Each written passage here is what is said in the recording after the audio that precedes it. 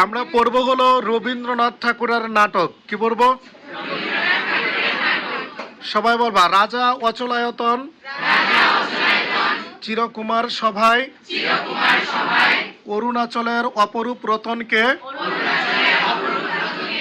রক্ত করবীর মুক্ত মুকুট উপহার দিল।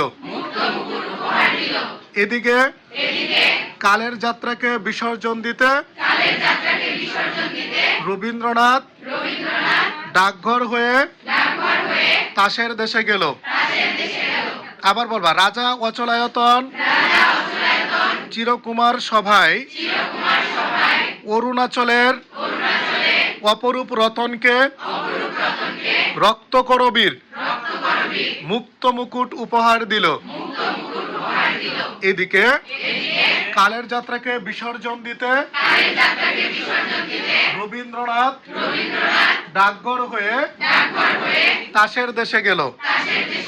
তাহলে বলবা, রাজা অচলায়তন চিরকুমার সভা রক্ত করবী অপরূপ রতন মুক্ত মুকুট, এগুলা রবীন্দ্রনাথের কি?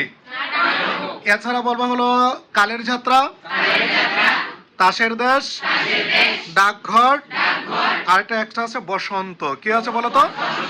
আর এই বসন্ত হলো মূলত গীতি নাটক। বসন্ত মূলত কোন ধরনের নাটক? আর এই গীত নাটকটি রবীন্দ্রনাথ ঠাকুর কাকে উৎসর্গ করেছিল বলতে পারবা?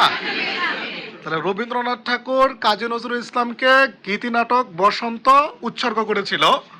আর কাজী নজরুল রবীন্দ্রনাথকে কোন কাব্য উৎসর্গ করেছিল বলতো? সঞ্চিতা। পরিকাজটা পারবা না? বলো তো দেখি, এটা কোন ব্যাচ? আলফা। তার মানে আজকে হলো আমাদের আলফা ব্যাচের 2025-26 সেশনের সর্বশেষ ক্লাস। সবাই কি পড়া বুঝছ? পরীক্ষা আসলে আমরা সবাই ভালো করতে পারবো না? ইনশাল্লাহ বলো। সবাই একটু ভি চিহ্ন দেখায় দাও দেখি কেমন পারো। এটা এবার হাতটা নাড়া দেরি ভাই।